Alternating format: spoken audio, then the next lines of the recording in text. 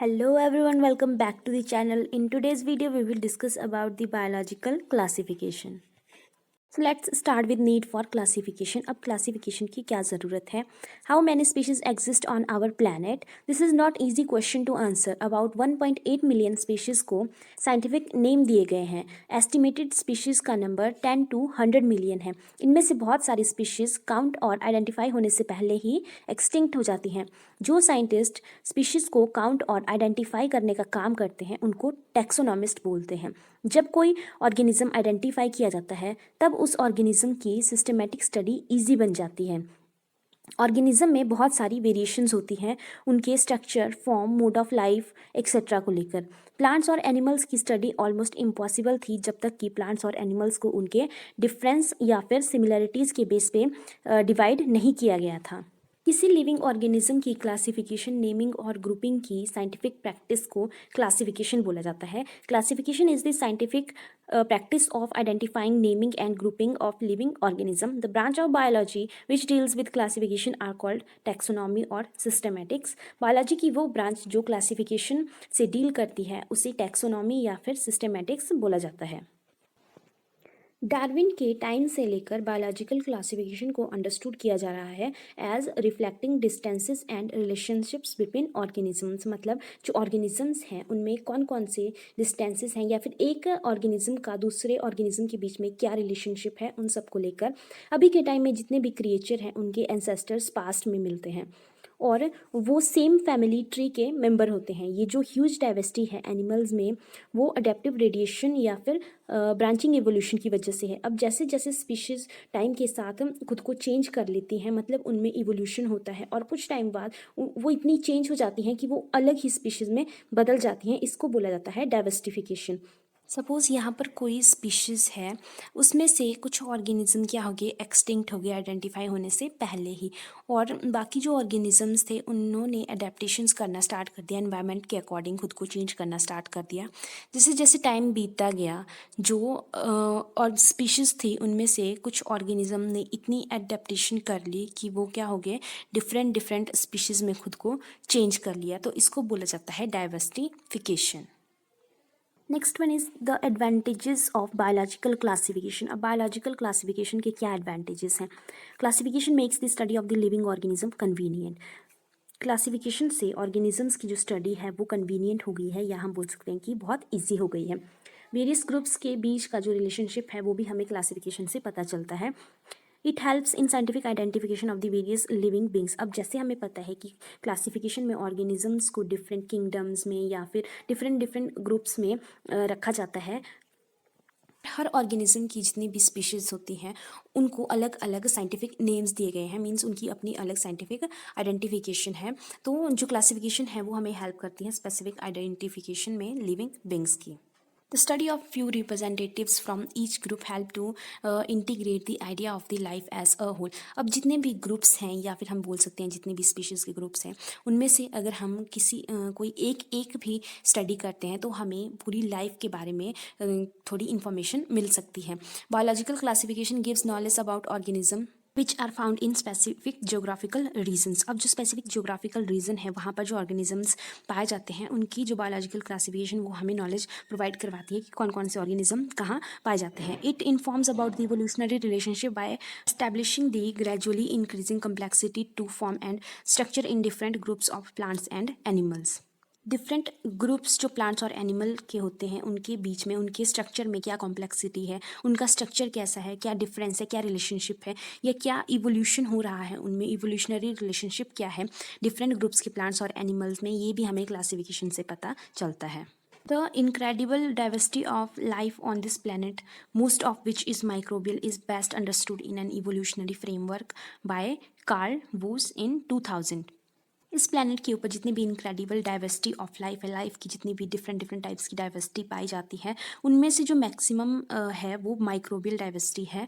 तो इसकी जो बेस्ट अंडरस्टैंडिंग होती है वो होती है इवोल्यूशनरी फ्रेमवर्क में, जो कि था कार्ल वूस का इन 2000. Next one is 3 domains of life. सबसे पहले ऑर्गेनिजम्स को 2 किंगडम्स में डिवाइड किया गया था, kingdom animalia and kingdom Plantae. Animalia में सारे एनिमल्स थे और प्लांटे में सारे प्लांट्स थे। बट आज के टाइम में प्रेजेंट में जो स्कीम यूज़ की जा रही है क्लासिफिकेशन के लिए, उसमें है 5 किंगडम सिस्टम, जिसमें आते हैं मोनेरा, जिसमें सारे बैक्टीरिया हैं, protista, fungi, Plantae and animalia. ये जो 5 किंगडम सिस्टम की जो स्कीम है ये को एग्जिस्ट करती है with prokaryotes and eukaryotes. Prokaryotes में आते हैं बैक्टीरिया वगैरह और यूकैरियोट्स में आते हैं animals, plants, fungi and प्रोटिस्ट्स। 3 domain system था, ये एक टाइप की बायोलॉजिकल क्लासिफिकेशन थी जो कि कार्ल वूस ने दी थी इन 1990 में। कार्ल वूस एक प्रोफेसर थे डिपार्टमेंट ऑफ माइक्रोबायोलॉजी के in University of Illinois. Doctor Woese ने प्रपोज किया था कि न्यू कैटेगरी होनी चाहिए क्लासिफिकेशन ऑफ लाइफ की, मतलब लाइफ को लेकर एक न्यू कैटेगरी होनी चाहिए क्लासिफिकेशन में, जिसको नाम दिया उन्होंने डोमेन। किंगडम के ऊपर एक कैटेगरी दी उन्होंने क्लासिफिकेशन के लिए, उसको बोला उन्होंने domain. Doctor Woese, CRO Kandler and ML Wheelis 1990 in publication proposal for domains archaea bacteria and eukarya in Proc Natl Acad science USA 8745764579 give this system of a classification. तो यहाँ पर 3 डोमेन सिस्टम की classification दी गई जो कि थे archaea bacteria and eukarya. In 5 kingdom system of classification nothing is said about how organisms within kingdoms may be related to each other. अब जो 5 किंगडम सिस्टम दिए गए थे Monera, protista, fungi, animalia, Plantae जो भी थे, उनमें जो क्लासिफिकेशन थी उसमें ये नहीं बताया गया था कि जो किंगडम्स हैं वो एक दूसरे से कैसे रिलेट करते हैं, या जो ऑर्गेनिज्म है इन किंगडम्स में वो एक दूसरे से कैसे रिलेटेड हैं। तो इसलिए जो ऑर्गेनिजम्स थे उनको डिवाइड किया गया 3 डोमेन में, आर्किया, बैक्टीरिया एंड यूकैरियोट। ये जो 3 डोमेन सिस्टम था ये लूजली बेस्ड था ट्रेडिशनल 5 किंगडम सिस्टम के ऊपर, बट जो मोनेरा किंगडम था उसको डिवाइड किया गया था इसमें 2 डोमेन्स में। और जो तीसरा डोमेन बच गया यूकैरियोटिक, उसमें जितने भी मोनेरा को छोड़कर जितने भी किंगडम बच के वो आगे थे तीसरे यूकैरियोटिक डोमेन में। अगर हम बैक्टीरिया की बात करें तो इसमें आगे बैक्टीरिया लाइक साइनोबैक्टीरिया या हेटेरोट्रॉपिक बैक्टीरिया, आर्किया में आगे हेलोफिल्स या थर्मोफाइल्स, और यूकैरियोट्स में आगे flagellates, basal, protist, rhodophytes, chromist, plants, animals, fungi, rhodophytes etcetera. पर हम देख सकते हैं कि तीनों जो डोमेन है बैक्टीरिया, आर्किया एंड यूकैरियोट्स, वो तीनों एक दूसरे से लिंक्ड हैं। अगर हम फर्स्ट डोमेन की बात करते हैं जो था डोमेन आर्किया, तो इसके कुछ कैरेक्टरिस्टिक्स दिए गए हैं just like no nuclear membrane, prokaryotic. इसमें कोई भी न्यूक्लियर मेम्ब्रेन नहीं होगी इसलिए इनको बोला गया prokaryotic. Bear unique ancient evolutionary history for which they are considered some of the oldest species of organisms on earth. अब डोमेन आर्किया में जितने भी ऑर्गेनिजम्स होंगे उनकी कुछ एंशियंट इवोल्यूशनरी हिस्ट्री होगी जिसकी वजह से वो ओल्डेस्ट स्पीशीज़ होंगी ऑर्गेनिजम्स की अर्थ के ऊपर। क्या होगी, डिस्टिंक्ट बायोकेमिस्ट्री होगी और RNA जो मार्कर्स होंगे फ्रॉम यू बैक्टीरिया। आर्किया में जितने भी ऑर्गेनिजम्स होंगे या हम बोल सकते हैं जितने भी बैक्टीरिया होंगे वो सबसे हार्शेस्ट मतलब सबसे हार्ड इन्वायरमेंट में मिलेंगे अर्थ के ऊपर, और उनकी जो फॉसिल्स रिकॉर्ड हैं वो ओवर 3.6 बिलियन ईयर्स पहले के हैं। मोस्ट ऑफ दी जो आर्कियंस हैं वो बैक्टीरिया से डिफरेंट नहीं लगते हैं अगर हम माइक्रोस्कोप के नीचे देखें, पर बायोकेमिकली और जेनेटिकली वो डिफरेंट होते हैं बैक्टीरिया से। They are found in most extreme environments of the planet. अब इसमें आता है किंगडम आर्की बैक्टीरिया जिसकी एग्जाम्पल हैं मिथेनोगन्स, मीथेन मार्कर्स जिसके कैरेक्टर्स हैं जो कि मेटाबोलाइज करता है हाइड्रोजन एंड कार्बन डाइऑक्साइड को इनटू मीथेन में, live in swamps, marshes, gut of cattle and termites etcetera. और ये कहाँ मिलते हैं, ये मिलते हैं जो स्वैम्प्स हैं उनके अंदर, मार्शेस, गट जो कैटल का जो गट होता है, टर्माइट्स एक्सेट्रा में। नेक्स्ट आते हैं हेलोफाइल्स, उनको सॉल्ट लवर भी बोला जाता है। इनके कैरेक्टर्स हैं thrive in salt, live in Dead Sea, the Great Salt Lake, salt evaporation ponds, मतलब जहाँ पर सॉल्ट होगा वहाँ पर हेलोफाइल्स मिलेंगे। थर्ड वन आ जाते हैं thermoacidophiles, temperature acid lover. जो हेलोफिल्स थे वो सॉल्ट लवर थे, और थर्मो एसिडोफिल्स मीन्स टेम्परेचर और acid lover. Thermo for temperature and acido for acid and philes means love. Prefer temperature above 60 degree Celsius and और near और below freezing. ये मिलते हैं या तो 60 डिग्री सेल्सियस से ऊपर या फिर फ्रीजिंग पॉइंट से नीचे। और ये कहाँ पर मिलते हैं, hot sulphur springs, ocean waters around Antarctica under the polar caps. Second domain आ जाता है डोमेन बैक्टीरिया। इनमें कोई भी क्लियर मेम्ब्रेन नहीं होती है। ये प्रोकैरियोटिक होते हैं, ट्रेडिशनली कॉल्ड बैक्टीरिया भी बोला जाता है इनको। प्रोकैरियोटिक होंगे क्योंकि इनमें कोई न्यूक्लियर मेम्ब्रेन नहीं होगी और इनको बैक्टीरिया भी बोला जाता है। Many are decomposers, some are photosynthesisers and few cause disease. अब जो बैक्टीरिया होते हैं वो डिफरेंट टाइप्स के होते हैं। कुछ जो है वो डिकम्पोजर्स होते हैं, कुछ फोटोसिंथेसाइजर भी होते हैं, मतलब फोटोसिंथेसिस करते हैं। बाकी कुछ जो हार्मफुल बैक्टीरिया होते हैं वो डिजीज कॉज करते हैं। Most bacteria cause disease by producing toxins that harm human cells, other cause illness as a result of glycoproteins found on the outside of their capsule। अब जो मोस्ट ऑफ द बैक्टीरिया होते हैं वो disease cause करते हैं क्योंकि वो क्या करते हैं, टॉक्सिन प्रोड्यूस करते हैं जो कि ह्यूमन सेल्स को हार्म करता है। अदर कॉज जो है इलनेस का वो होता है जो बैक्टीरिया की जो बॉडी होती है या बैक्टीरिया का जो कैप्सूल बॉडी होती है उसके बाहर जो ग्लाइकोप्रोटीन होता है उसकी वजह से भी डिजीज़ कॉज करते हैं।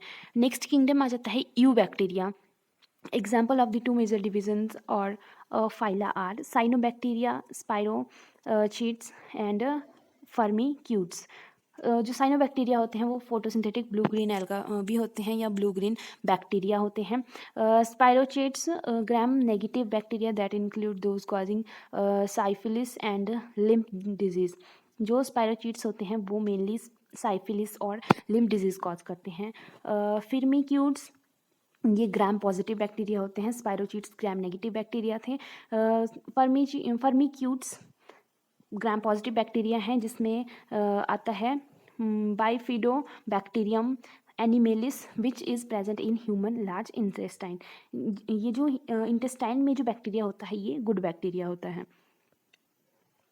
थर्ड डोमेन आ जाता है यूकैरिया और यूकैरियोटा। इसमें आ जाते हैं यूकैरियोट्स जिनमें न्यूक्लियर मेम्ब्रेन होती है।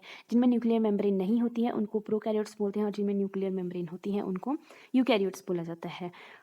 इसमें रहते हैं 4 किंगडम्स। किंगडम प्रोटिस्टा जिसमें एग्जाम्पल आ जाते हैं Rhodophyta that is red alga, Chromalveolata जिसमें आते हैं डाइनोफ्लैजिलेट्स, और नेक्स्ट किंगडम आ जाता है किंगडम फंजाई जिसके एग्जाम्पल है सैक्रोमाइकोटिना जिसमें आ जाते हैं ट्रू यीस्ट एंड बेसिडोमाइकोटा जिसमें आ जाते हैं शिटेक मशरूम।